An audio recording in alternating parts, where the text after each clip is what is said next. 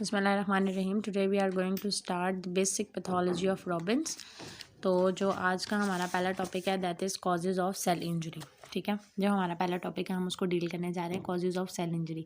अब बहुत see basically हमारे पास कॉजेज़ होती हैं जिसकी वजह से हमारा जो सेल होता है वो इंजर हो जाता है। ठीक है, एक एक करके हम उस कॉजेज़ को देखेंगे कि डिफरेंट किस्म की कॉजेज़ हैं वो किस तरीके से हमारे सेल को इंजर करती हैं।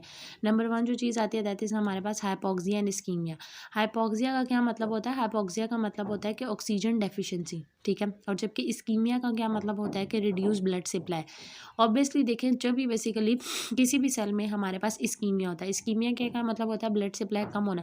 किसी भी वजह से बेसिकली जब भी ब्लड सप्लाई कम होता है बेसिकली तो हमारे पास ये होता है कि आर्टीरियल ऑब्स्ट्रक्शंस होती हैं। जब भी कोई आर्टरी हमारे पास ऑब्स्ट्रक्ट होती है किसी भी वजह से, ठीक है, बाहर से कोई प्रेशर उसके ऊपर पड़ रहा है या थीरोस्क्लेरोसिस हो रहा है ऑब्वियसली, तो वहाँ पे जब ब्लड सप्लाई प्रॉपर तरीके से नहीं जाएगा तो ऑक्सीजन डेफिशिएंसी होगी। तो हम कह सकते हैं कि इस्कीमिया की वजह से बेसिकली हाइपोक्सिया हो सकता है। ठीक है, जो दूसरी बेसिकली हमारे पास मेजर कॉज है दैट इज़ हमारे पास टॉक्सिन। अब टॉक्सिन्स देखे जाए डिफरेंट किस्म के हमारे पास टॉक्सिन्स होते हैं जिसमें बेसिकली हमारे पास एयर पोल्यूटेंट्स हो सकते हैं, कार्बन मोनोऑक्साइड हो सकता है, एस्बेस्टोस हो सकता है, ठीक है, सिगरेट स्मोकिंग वगैरह हो सकता है, अल्कोहल, ड्रग, डिफरेंट किस्म के टॉक्सिन्स होते हैं जो हमारे पास अवेलेबल होते हैं और हमारे सेल को इंजर करते हैं। ठीक हो गया। नेक्स्ट अगली जो चीज़ है हमारे पास कि बहुत सारे ऐसे सब्सटेंसेस जैसे कि ग्लूकोज हमारी बॉडी में हम चाहते, हालांकि वी नो वेरी वेल कि glucose is very beneficial for us, but some time glucose के ज़्यादा होने की वजह से हमारी बॉडी को भी हार्म होता है। लाइक डायबिटीज़ क्यों होता है? ग्लूकोज की कंसनट्रेशन ज़्यादा होने की वजह से, सॉल्ट या वाटर की कंसनट्रेशन ज़्यादा हो गई, तो इन सब सब्सटेंसेस की वजह से भी हमारा जो सेल है वो इंजर्ड हो सकता है। ठीक है, हाइपोक्सिया, इस्कीमिया हमने कवर कर लिया, फिर हमने टॉक्सिन्स की बात की। अब हम इन्फेक्शन एजेंट की बात करें जिसमें बेसिकली हम किसके बारे में बात करें? वायरस के बारे में, फंजॉय के बारे में और प्रोटोजोआ के बारे में। डिफरेंट हमारे पास जो ये इन्फेक्शन पार्टिकल्स होते हैं ना, माइक्रोब्स वगैरह, जिसमें फंजॉय आ जाता है, वायरस आ जाता है, हमारी बॉडी में एंटर हो जाते हैं, हमारे सेल को इंजर करना शुरू कर देते हैं। ठीक है, आगे हम फर्दर पढ़ते जाएंगे बुक्स में। फर्दर चैप्टर नंबर 9 में हम देखेंगे कि किस तरीके से हमें नुकसान पहुंचाते हैं हमारे सेल को। Immunological reaction very important.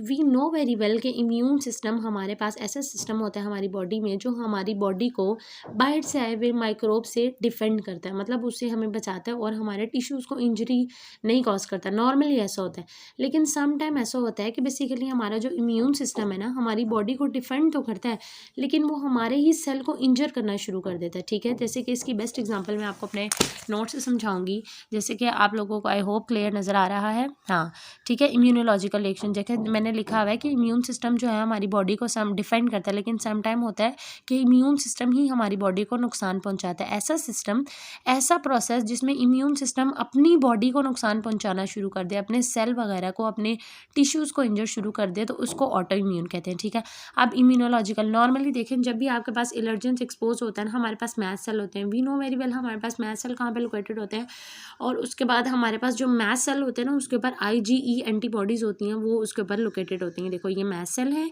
ये IG एंटीबॉडीज़ होती हैं। ये मैस्ट सेल बेसिकली हमारे देखा IG एंटीबॉडी बॉन्ड, जब बेसिकली हमारे पास एलर्जेंस एक्सपोज होते हैं ना तो हमारे पास ये क्या करते हैं, IG एंटीबॉडी ई जो होता है ना बेसिकली जाकर हमारे साथ ब्लड पे बाउंड कर जाता है। मतलब ये जो है ना, ये IG एंटीबॉडी कहाँ पर जाके बाउंड कर देंगे, ब्लड के साथ जुड़ जाएंगे जब हमारे पास एलर्जन एक्सपोज होगा। After that if there is second exposure then it cause changes in the mast cell. जब दोबारा एलर्जन एक्सपोज हो रहे हैं तो ये जो IG एंटीबॉडी है ना, ये मैस्ट सेल जो है इसके अंदर चेंजेस लेकर आएंगे। जब भी इसके अंदर चेंजेस होंगे ना तो ये बेसिकली क्या रिलीज करेगा, इट रिलीज हिस्टामिन। ये क्या रिलीज करेगा, हिस्टामिन। उसकी वजह से हमारे पास इन्फ्लेमेशन और फर्दर सारा प्रोसेस होगा। तो इसका मतलब ये है कि ना सिर्फ हमारे पास हाइपोक्सिया, इस्कीमिया, ना सिर्फ हमारे पास टॉक्सिन्स, इन्फेक्शन एजेंट, बल्कि हमारे पास इम्यूनोलॉजिकल रिएक्शंस भी हैं। वो भी हमारे पास क्या कॉज करवाती हैं, इम्यूनोलॉजिकल रिएक्शन की वजह से भी हमारे सेल और इंजर टिश्यू हो जाते हैं। उसके बाद जो अगली चीज़ है दैट इज़ जेनेटिक अबनॉर्मलिटीज़।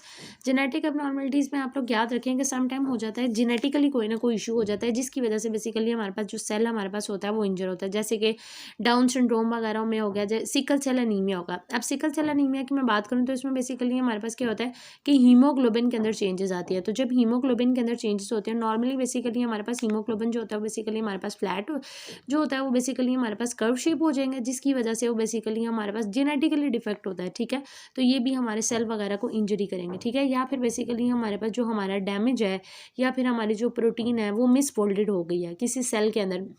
ये भी मैं आगे जाके आपको चैप्टर में थर्ड चैप्टर है, चैप्टर का इन्फ्लेमेशन है, उसमें मैं आपको बताऊंगी कि कैसे बेसिकली हमारे पास अगर हमारे सेल के अंदर कोई डीएनए डैमेज बना हुआ है या बेसिकली कोई प्रोटीन डैमेज हुई है तो उसकी वजह से बेसिकली कैसे हमारे पास हमारा जो सेल है वो इंजर हो सकता है। आगे जो चीज़ आती है that is nutritional imbalance. Nutritional imbalance भी बहुत ज़्यादा इंपॉर्टेंट है। देखें, आपको कोई भी विटामिन की डेफिशिएंसी हो सकती है, जब भी विटामिन की डेफिशिएंसी होगी वो आपको नुकसान पहुंचा सकता है। इसकी बेस्ट एग्जांपल मैं आपको ये दूंगी कि जैसे कि बेसिकली हमारे पास ये प्रोटीन एनर्जी मालफंक्शन आपको नजर आ रहा है, ठीक है। इसमें देखें बेसिकली हमारे पास विटामिन ए जब भी बेसिकली इसकी डेफिशिएंसी होती है ना तो हमारे पास decreased pigmentation of retina. Retina आपको अच्छे से आइडिया है कि हमारे आई में होता है रेटिना, सारी इन्फॉर्मेशन उसके ऊपर फॉल करती है, उसके बाद हमें इमेज नजर आता है। तो जब पिगमेंटेशन नहीं होगी रेटिना पे तो इसकी वजह से हमें नाइट ब्लाइंडनेस होगी। तो इसका मतलब है हमारे पास कि nutritional imbalance one of the major cause जिसकी वजह से बेसिकली हमारे पास हमारा सेल या टिश्यू इंजर हो सकता है। अगली जो चीज़ है दैट इज हमारे पास फिजिकल एजेंट। फिजिकल एजेंट में कोई भी हमारे पास एजेंट हो सकता है टेम्परेचर ज़्यादा हो उसकी वजह से सेल इंजर हो जाए, कोई रेडिएशन पड़ रही है, कोई इलेक्ट्रिक शॉक है, ठीक है, या कोई भी एटमॉस्फेयर में चेंजेस है। तो ये बेसिकली हमारे पास सारे थे कॉजेज ऑफ सेल इंजरी। आगे जो लास्ट है इसका बेसिकली हमारे पास दैट इज एजिंग। एजिंग में आप लोगों को नज़र आ रहा है बेसिकली हमारे पास अब हमारा जो सेल होता है ना वो इस कैपेबल होता है कि वो स्ट्रेस को रिस्पॉन्स करता है और अपने अंदर चेंजेस नहीं लेके आता। लेकिन जैसे जैसे हमारी एज ज़्यादा होती जाती है, ठीक है, तो सेल की ये जो ability to cope up with stress, cell की ability to cope up with stress कम होती जाती है। इसके फिनोमिना को हम क्या कहते हैं, एजिंग। तो एजिंग की वजह से भी हमारे सेल में इंजरी के चांसेस ज़्यादा हो सकते हैं ना हो। तो अब ठीक है, अब हमारे पास जो अगली चीज़ है दैट इज हमारे पास सीक्वेंस ऑफ इवेंट इन। अब बेसिकली इंजरी तो हो गई है, कुछ इंजरीज ऐसी होती हैं सेल में जो रिवर्सिबल होती हैं और कुछ इंजरीज ऐसी होती हैं जो इरिवर्सिबल होती हैं। रिवर्सिबल इंजरीज वो इंजरीज होती है जिसमें बेसिकली हमारे पास मॉर्फोलॉजी चेंज तो होती है लेकिन वो बेसिकली मतलब रिमूव हो सकती है, रिकवर हो सकता है, ठीक है।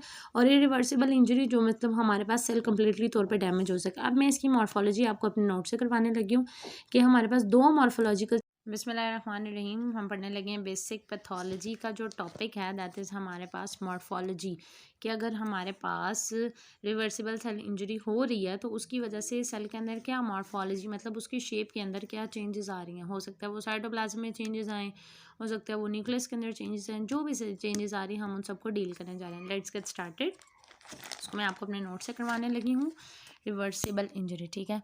रिवर्सिबल इंजरी सबसे पहले मैंने आपको बताया है कि जब भी कोई सेल के अंदर इंजरी होती है ना तो हमारे पास हम वो उसमें फिजियोलॉजिकल चेंजेस आ सकती हैं और बायोकेमिकल चेंजेस आ सकती हैं, ठीक है। अगर ये बेसिकली हमारे पास शॉर्ट ड्यूरेशन के लिए हो उसको हम कहते हैं रिवर्सिबल इंजरी। लेकिन अगर ये रिवर्सिबल इंजरी आगे प्रोग्रेसिव हो, कंटिन्यूस हो, मतलब लगातार रहे और बहुत देर तक रहे तो इस इंजरी को हम इरिवर्सिबल इंजरी कहते हैं। इरिवर्सिबल इंजरीज हमारे पास दो तरीके से होती हैं, apoptosis and necrosis. Further we will discuss इंशाल्लाह इन नेक्स्ट वीडियो। अच्छा, अब रिवर्सिबल इंजरी की मॉर्फोलॉजी की हम बात कर रहे थे, तो रिवर्सिबल इंजरी की मॉर्फोलॉजी देखें तो इसमें आपको पता चलेगा कि इसमें मॉर्फोलॉजिकल चेंजेस आती हैं। क्या आती हैं?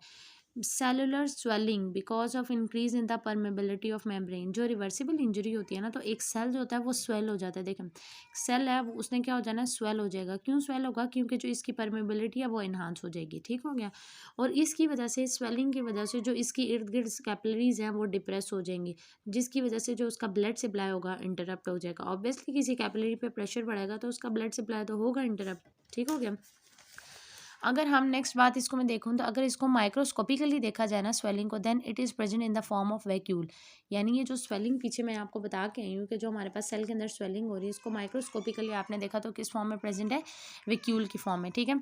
आगे देखें बेसिकली अगली जो चीज़ आती है that is endoplasmic reticulum. Endoplasmic reticulum को देखा ना तो also pinch and form vacuole, ठीक है। वो भी बेसिकली वहाँ से पिंच होकर के यहाँ किस फॉर्म में प्रेजेंट होता है, वैक्यूल की फॉर्म में। सेल के अंदर क्या हो रहा है, इन cell TAG vacuole, TAG triacyl glycerol, ये जो होते हैं बेसिकली हमारे पास एकोमुलेट होते रहते हैं वैक्यूल की फॉर्म में। मतलब पहले हमारे पास चेंजेस मॉर्फोलॉजी में सेलुलर स्वेलिंग हो रही थी, फिर बेसिकली एंडोप्लाज्मिक रेटिकुलम जो है वो भी पिंच हो रहा था, टैग वैक्यूल की एकोमुलेशन हो रही थी, ठीक है।